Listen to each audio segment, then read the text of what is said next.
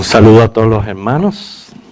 Nos alegramos de volvernos a encontrar aquí y seguir estudiando la palabra y que Dios nos haya dado la oportunidad de que no hubo impedimentos de poder encontrarnos aquí en su casa de oración. Y estamos llevando a cabo, no se puede decir esta serie porque verdaderamente no tiene muchas partes, pero que tiene que ver con las denominaciones cristianas. En ningún momento nuestra motivación no es criticar, juzgar, señalar, definitivamente no.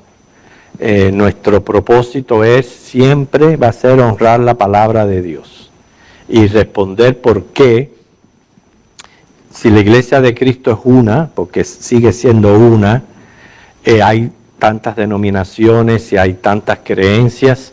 Y lo que queremos es señalar las creencias de otras denominaciones y también las nuestras, las bautistas, que también tienen bastantes defectos. Así que, pero estamos respondiendo a la pregunta, ¿por qué soy bautista? Quiero responder a una pregunta que hizo nuestra hermana Rosa Hermida sobre el título reverendo, lo cual personalmente detesto. Por favor, que jamás nadie me diga esto por lo que significa. Yo creo que debemos estar de acuerdo con lo que dice Pablo, que por la gracia de Dios somos lo que somos. Y verdaderamente es una palabra que no apela a ninguna persona, no importa cuánto haya estudiado, si es un doctor o lo que sea, porque como adjetivo, imagínense, que es una persona digna de reverencia o respeto. Yo creo que el único digno de reverencia es Dios. Respeto, bueno, podemos respetar, a todos merecemos ser respetados, no importa quiénes seamos, ni qué título tengamos. Todo ser humano merita ser respetado, pero reverenciado, solo Dios. También otro concepto es demasiado circunspecto. Eso quiere decir demasiado serio o reservado. Se puede usar también para algo enorme y es el tratamiento que se le da a dignidades eclesiásticas. No. Entonces ya sabe, hermana, cuál es el concepto de reverendo que... Bueno, whatever. Sí, verdaderamente. Sí, no. Okay. Se puede poner pastor, etcétera, pero no, para mí no es una palabra que no debe ser usada por todo su significado. Ok, hermano, la semana pasada estuvimos tratando 3 denominaciones. Yo tengo aquí un resumen más o menos, obviamente dijimos mucho de cada una de ellas, pero un resumen de las cosas más serias, de las cosas que sí meritan atención. Repito, nosotros lo que estamos aquí es honrando esto, no estamos honrando ni la denominación bautista ni nada de eso, lo que estamos honrando es a Dios en su palabra. ¿Okay? Y cuando hablamos de los pentecostales, no soy pentecostal porque no creo en la pérdida de la salvación. No creo que hablar en lengua sea indicio de salvación. Y el énfasis de un culto debe de ser cristocéntrico. Para mí que esas son las 3 cosas mayores de por qué no soy pentecostal. Repito, nosotros podemos compartir con estas personas, podemos compartir de un culto, de una reunión, lo que sea, pero estamos hablando aquí ya de pertenecer. A la vez que usted pertenece es porque usted está asumiendo lo que estas personas enseñan y adoctrinan, y todo esto tiene sus efectos y sus implicaciones. Ok, no soy presbiteriano porque no acepto el gobierno de ancianos. Yo creo que debe de ser congregacional. No estoy de acuerdo con la doctrina del calvinismo, que vamos a estar hablando bastante acerca de eso cuando terminemos las denominaciones. No estoy de acuerdo con bautizar infantes. No somos amilenialistas, sino dispensacionalistas. Esas son las cosas mayores de los presbiterianos. En tercer lugar, no soy metodista, también por el tipo de gobierno episcopal. Tampoco creo que tengamos libre albedrío, ni que dejemos de pecar en esta tierra. Esas son cosas que ellos profesan que no son correctas. Debemos de ser también cristocéntricos y no aceptamos la doctrina arminiana. Así que como ustedes pueden ver, esos son los factores mayores de estas denominaciones. Hoy vamos a estudiar por qué no soy luterano. Recuérdense que los luteranos son protestantes que surgieron cuando Martín Lutero se enfrentó a la Iglesia Católica con sus tesis, y precisamente una de las cosas que más a él debatió fue lo que eran las indulgencias, que es prácticamente pagar por la salvación, y él no estuvo de acuerdo. Toda la historia de Martín Lutero es muy interesante, pero de él se fundó la Iglesia Luterana, y estas son las doctrinas o las creencias mayores que ellos profesan. O sea, siguen siendo cristianos, hermanos nuestros, han arrastrado mucho del catolicismo en su ortodoxia, etcétera, pero por ejemplo ellos creen que la Biblia tiene dos mensajes: la ley y el evangelio. La ley nos enseña, no somos buenos. Estamos de acuerdo con eso. La ley nos enseña, no somos buenos. Pero el evangelio me enseña que no importa que no lo seamos, porque Jesús sí lo es. Ve, se puede prestar a equivocación, en el sentido que nosotros sabemos que buenos aquí en la tierra nunca vamos a ser, y que el único perfecto y correcto es Jesucristo, pero se puede malinterpretar a un libertinaje, como diciendo, podemos ser lo que sea, que de todas maneras Jesús lo es, y no debe de ser la manera como debemos de responder. Aunque no, la objeción es que aunque no somos buenos, sí importa que tratemos de serlo y que procuremos santidad, porque lo dice 1 de Pedro 1, 15 al 16, que seamos santos porque nuestro Padre Celestial es santo. Sí, yo sé que no voy a poder alcanzar la perfecta santidad, como dicen los presbiterianos, pero no quiere decir que no trate, que no luche, que no batalle conmigo mismo para glorificar al Señor. La doctrina de los luteranos está basada en la justificación por la fe. Eso está bien y promueve la autoridad de la Biblia y la gracia divina. Amén. Pero arrastran de los católicos el hecho del bautismo como un sacramento, o sea, que el bautismo salva. Y nosotros sabemos que el bautismo no salva. Y por eso es que ellos bautizan infantes. Recuerden que nosotros dedicamos los niños al Señor, como hizo José y María con Jesús, pero no los bautizamos. Ese fenómeno comenzó cuando la Iglesia Católica le dio un sentido sacramental a la ordenanza y fue heredada por denominaciones protestantes. Pero sabemos que Jesús dijo que el reino de los cielos es de los niños, Marcos 10:14. Ellos promueven el no enfocarnos y mirarnos a nosotros mismos, sino poner la mirada en Cristo y en la cena del Señor, lo cual creen en lo que es la consustanciación de los elementos.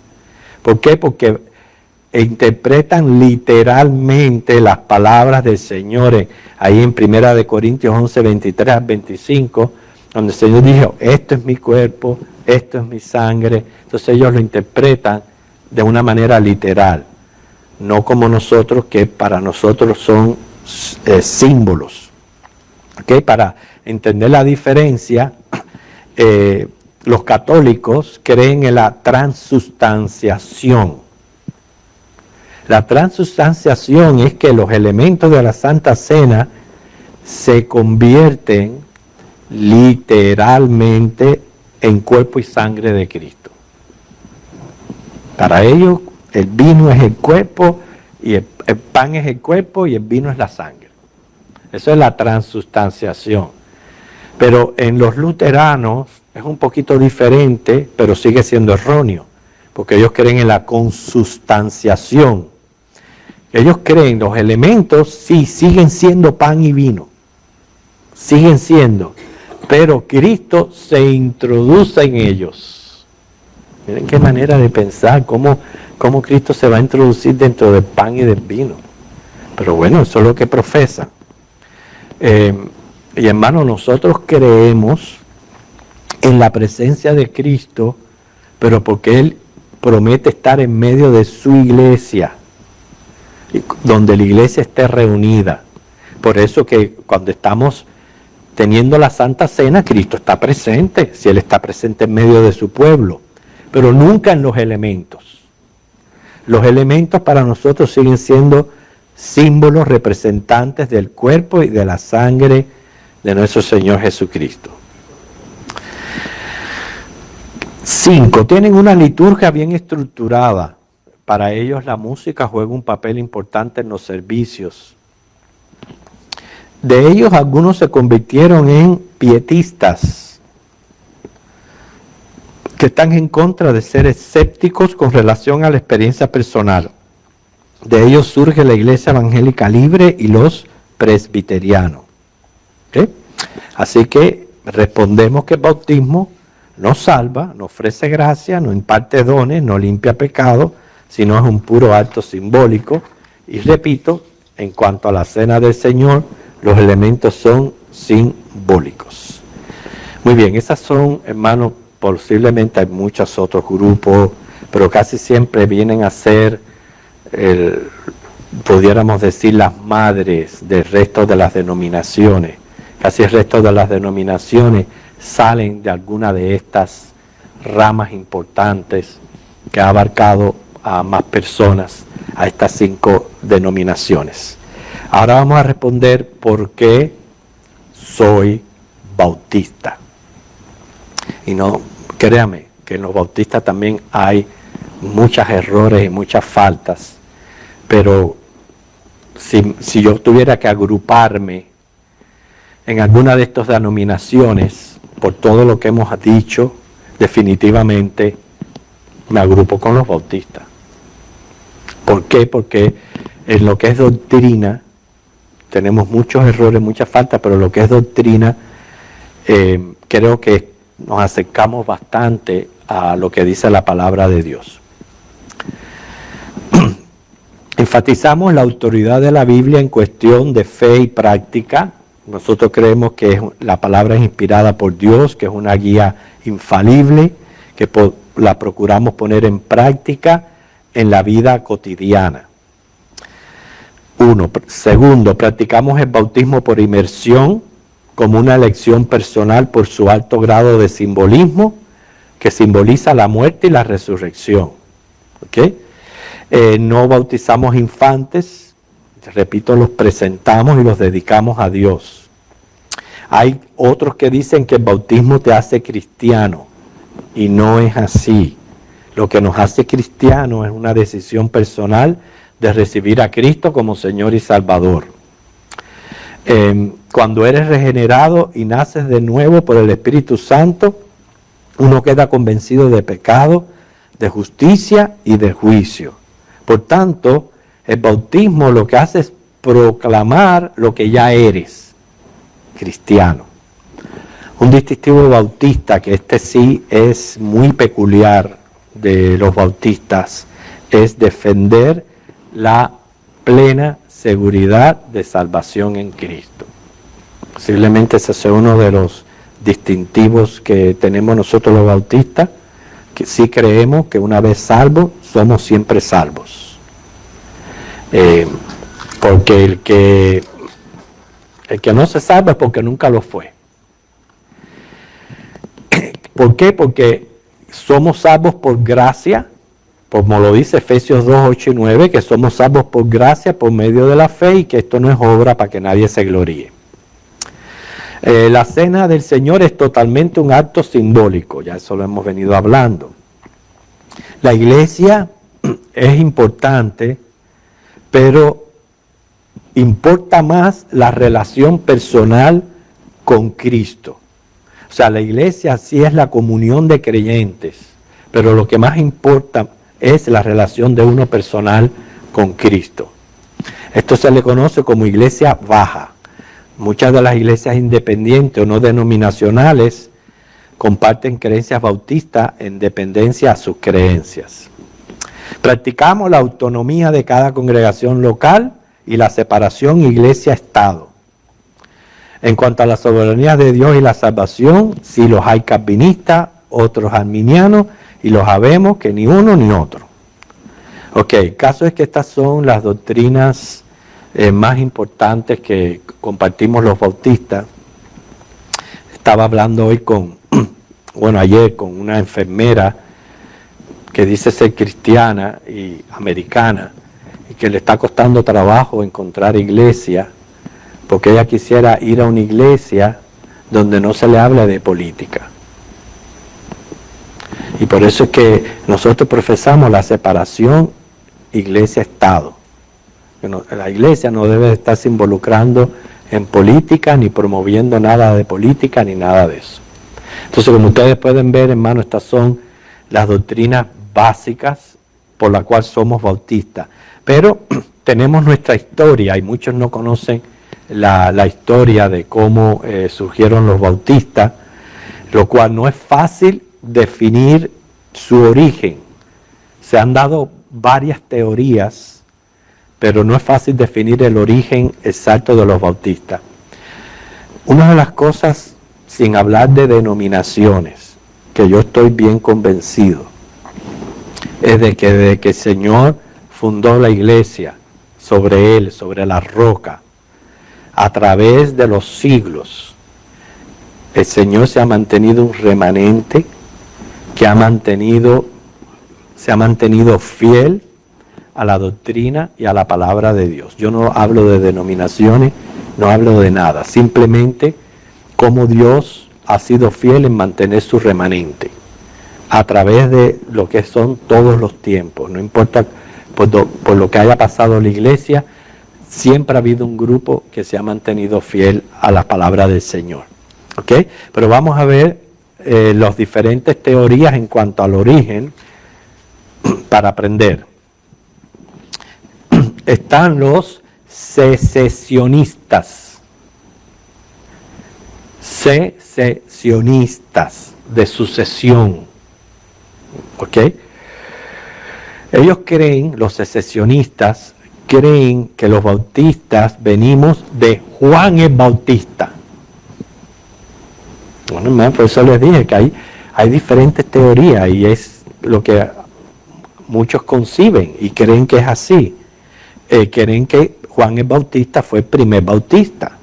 Inclusive James Milton Carroll, él escribió el libro Rastro de Sangre, en el que expone la búsqueda del origen desde Juan el Bautista. Inclusive le han dado un nombre a esta tendencia como lamarquismo. Y fue muy popular en el siglo XIX, pero fue rechazada por los bautistas del sur, la Asociación Bautista Americana, por los bautistas misioneros asociados de América. Pero es una teoría, que creen que los bautistas surgieron de Juan el Bautista. La segunda teoría es que venimos de los primeros siglos, de movimientos que creían en el credo bautismo cercano a los apóstoles, y como son los nomicianos, donatistas, pablicianos, bardenses, con ciertas diferencias doctrinales, pero en otras palabras lo que están diciendo es que los bautistas vienen de movimientos de aquellos primeros siglos. ¿Okay? Muy diferente a lo que acabé de decir. Yo acabé de decir, sin mencionar denominaciones, que Dios siempre se ha mantenido un remanente. Pero yo no dije que ese remanente se llamaba bautista. Así que no tiene por qué ser verdadero esta teoría.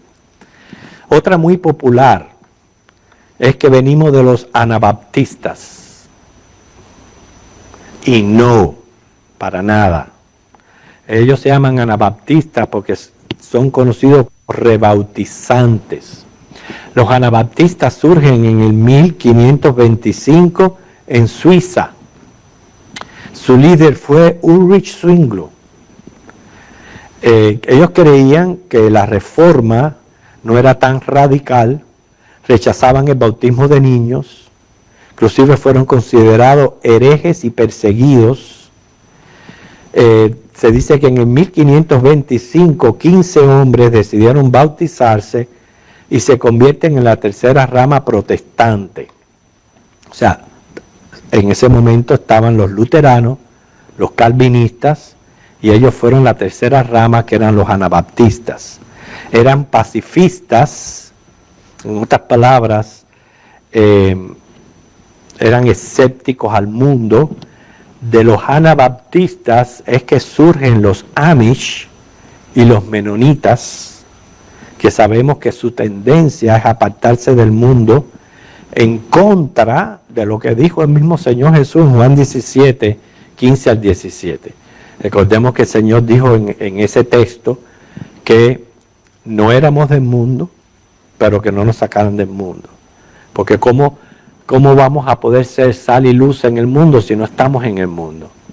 Pero entonces por eso no podemos decir que somos anabaptistas, para nada. La cuarta teoría eran los generales, bautistas generales. Por allá por el 1608, ingleses cristianos se estaban pareciendo a los romanistas, en otras palabras, se estaban pareciendo a los católicos. Entonces ellos se forman para contrarrestar esas influencias. Inclusive hubo persecución hasta ese grupo. De ellos, los puritanos, muchos de ellos vinieron a América, otros se desplazaron a varios lugares de Europa, en especial a Holanda. De este grupo de puritanos se destaca John Smith, que se convirtió en un teólogo pastor. John Smith dice que se bautizó él mismo y después bautizó a otros, y confirman el credo bautismo y se bautizaron por afusión. Esto es interesante lo que vamos a comunicarles, porque existen tres tipos de bautismo. En lo que es la aspersión hay dos formas: la infusión y la afusión. La infusión es gotas en la cabeza. La afusión es con un chorro de agua en la cabeza, pero ambos son por aspersión. La inmersión que es el que practicamos nosotros, ya es sumergir todo el cuerpo. Quiere decir que hasta ese entonces, estamos hablando de 1608, no se practicaba la inmersión. Comenzó a practicarse por este grupo. En el 1610 oficializó la iglesia bautista de John Smith, quien quiso ser parte de los menonitas. Pero a Thomas Helwig no le agradó esto y se separa, yéndose a Inglaterra, y forman en el 1914 la Iglesia Bautista General. Eran de tendencia arminiana, profesando la salvación para todo el mundo. Ya hoy no existe este grupo, y ellos fueron extinguidos. La quinta teoría, los particulares. Puritanos separatistas. Fueron liderados por Henry Jacob en el 1916. En el 1938 los primeros calvinistas se unieron. Y en el 1944 7 iglesias particulares se asocian y emitieron la Confesión de Londres de 1644 para distinguirse de los generales, de los que les hablé anteriormente, y los anabaptistas. O sea, vinieron a ser bautistas reformados calvinistas. Incluyeron figuras muy populares como John Bunyan, recuerden que fue el autor del Progreso del Peregrino. También Charles Spurgeon, que fue muy famoso, predicador famoso. Eran muy particulares, para ellos el bautismo era un símbolo y son los primeros en bautizar por inmersión debido a su significado dado en el 1644. Estamos mencionando nombres de personas que fueron muy populares. Muchos de nosotros hemos estudiado, hemos leído el libro del Progreso del Peregrino y la verdad que es magnífico, muy bueno porque describe la vida de un cristiano desde el principio hasta el final. Sabemos que Spurgeon fue un gran predicador, pero como vemos, no necesariamente lo que somos o profesamos quiere decir que estamos en lo correcto. Porque yo después vamos a estar hablando de la posición, la postura calvinista y vamos a ver lo aberrante que la semana pasada le hablé una de sus aberraciones que yo todavía no concibo, cómo personas como estos hombres que estamos mencionando podían concebir esas ideas. ¿Cómo yo puedo concebir que un niño nazca destinado al infierno y que otro nazca destinado al cielo porque simplemente fue escogido? La verdad que no. ¿Quién? Sí. Spurgeon también. ¿Okay? Así que hermanos, podemos nosotros decir como bautistas que somos biblicistas, confesionalistas.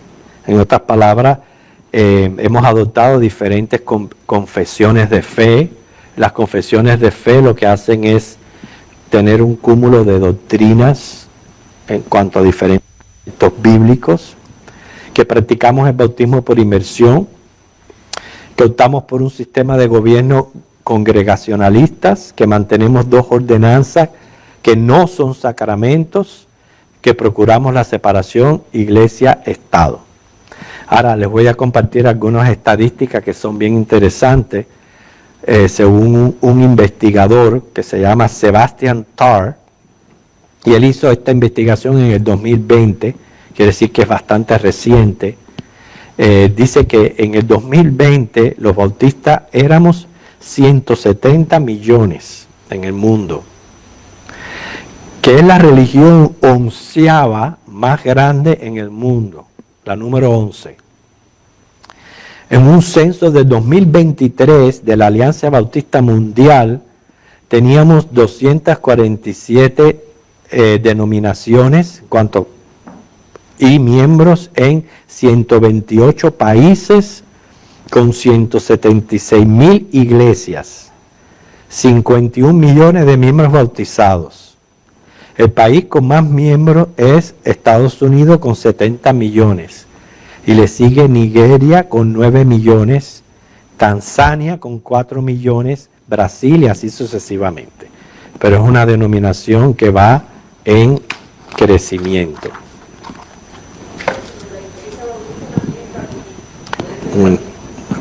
No podemos definir a la Iglesia Bautista como calvinista, porque el calvinismo es una postura doctrinal. Y tanto hay bautistas calvinistas como hay bautistas arminianos, y los hay, yo no sé usted, pero yo, que ni uno ni otro. Sí. Pero es lo que yo le digo, que no podemos decir todos los bautistas son calvinistas, todos los bautistas son arminianos, en ningún momento, porque inclusive la mayoría de las iglesias del centro del país de Estados Unidos son calvinistas, de los bautistas. Ok, vamos a hablar de eso mismo, hermanos. Yo sé que no queda mucho tiempo, pero por lo menos una breve introducción que nos va a ayudar para la próxima semana venir con una mentalidad más abierta acerca del por qué surge el calvinismo, el arminianismo, etc. ¿Okay? Hubo un monje que se llamó Pelagio. Él practicaba el pelagianismo. Y entre muchas cosas que él creía, Pelagio decía que todo hombre nace con libre albedrío.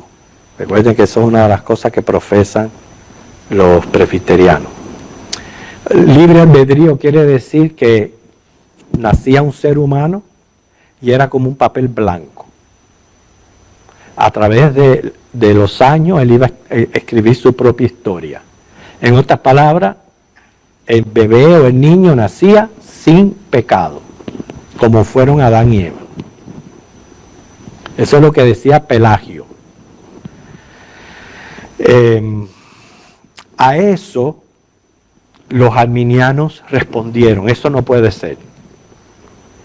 Y a lo que los arminianos propusieron para contradecir a Pelagio, Calvino entonces contradijo a Arminio con sus 5 tesis. De uno se fue contradiciendo al otro. Pero el origen de todo fue contradecir a Pelagio, que decía que el hombre nacía sin pecado. Eso sabemos que no es así, que el pecado es una cosa que lo vamos heredando, que ya a la vez que Adán y Eva pecaron, cayeron, y de ahí todos vamos heredando lo que es el pecado. En otras ocasiones lo hemos podido explicar para que podamos entender. No tenemos libre albedrío. No lo podemos confundir con el hecho que ejercemos voluntad. Somos volitivos, sí, pero no tenemos libre albedrío. Y lo repito una y otra vez para que lo podamos aprender. Libre albedrío es poder tener la capacidad de mantenerse perfecto, 100% perfecto, o caer de esa perfección. Los únicos que Dios hizo así fueron Adán y Eva. Adán y Eva pudieran haber permanecido perfectos toda su vida, pero tenían también la capacidad de caer. Sabemos que cuando fueron tentados, porque aquel huerto, aquel árbol, imagínense que en medio de todo aquel jardín, que Dios haya puesto un árbol y les haya dicho, pueden comer de todo menos este. ¿Por qué? Porque ese árbol representaba la ley de Dios y también representaba la fe del hombre. ¿Por qué representaba la fe del hombre? Bueno, la ley es no comas. Comes, mueres.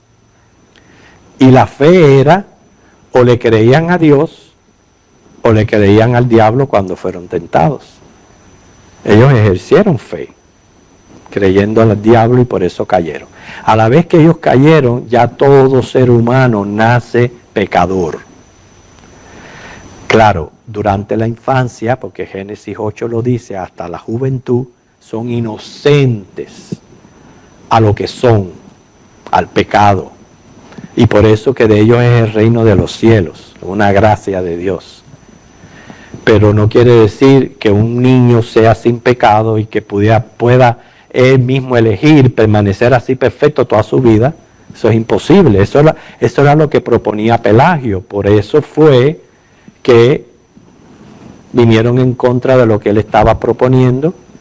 Inclusive uno de los que se opuso grandemente a Pelagio fue Hipona. Y de lo que propusieron los arminianos, les respondieron los calvinistas.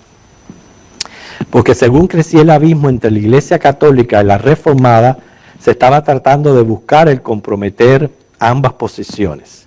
Por eso fue que las falsas enseñanzas que surgieron del protestantismo en Netherlands nace o surge James Arminio, que era pastor en Nostradamus. fue profesor de seminario desde 1603 al 1609, en el año en que él murió, en el 1609. Y este hombre rechaza las enseñanzas reformistas y adopta una postura semi-pelagianista. Ahí vemos también esa tendencia arminiana de por qué todo el control se lo dan al hombre. ¿Ve? El hombre es el que busca a Dios, el hombre es el que recibe a Cristo como Salvador, el hombre es el que tiene que predicar, si no las almas no se salvan. El hombre, ve, la tendencia es en el hombre y en ningún momento se reconocen al Espíritu Santo obrando en la salvación de las personas. En 1610 sus seguidores forman los 5 artículos de fe basados en su enseñanza, que le llamaron entonces protesta. En noviembre de 1618 se realizó un concilio en la ciudad de Dort. Estos ya es los que están respondiendo a Arminio. Para examinar estos artículos participaron 84 miembros, 18 comisionados. Se realizaron 150 secciones y como resultado surge lo que ellos le llaman el tulip o el tulipán, los 5 puntos del calvinismo. Y ahí comienzan a contradecirse el uno al otro, que de eso es lo que tenemos que aprender, tratar cada punto y ver por qué es que están errados y por qué van en contra de lo que dice la palabra de Dios. ¿Okay? En otras palabras, hermanos, pues nosotros tenemos una responsabilidad con Dios, con su palabra, de estudiar, de responder a su verdad. La verdad es la que nos hace libres, porque vemos cómo todas estas denominaciones que son hermanos nuestros, que es la Iglesia de Cristo, han adoptado ciertas prácticas, ciertas doctrinas que para nada los mantienen libres. Cada cual tiene sus implicaciones y somos responsables nosotros, a pesar de lo que querramos llamarnos, porque ante nada somos cristianos. Ahora, no podemos ser ciegos y negar que estamos en medio de denominaciones. No podemos ser ciegos y negarla. Tampoco ser, como dice, no denominacionales, porque entonces ¿con quién tú te estás identificando ante el fenómeno que se está presentando delante de ti? Tú tienes que tener una identificación, porque cuando tú me dices a mí, yo no soy denominacional, entonces ¿qué es lo que tú crees? ¿Qué crees? Ante todo lo que tenemos delante, tenemos que definirnos. En el cielo ya no van a haber denominaciones.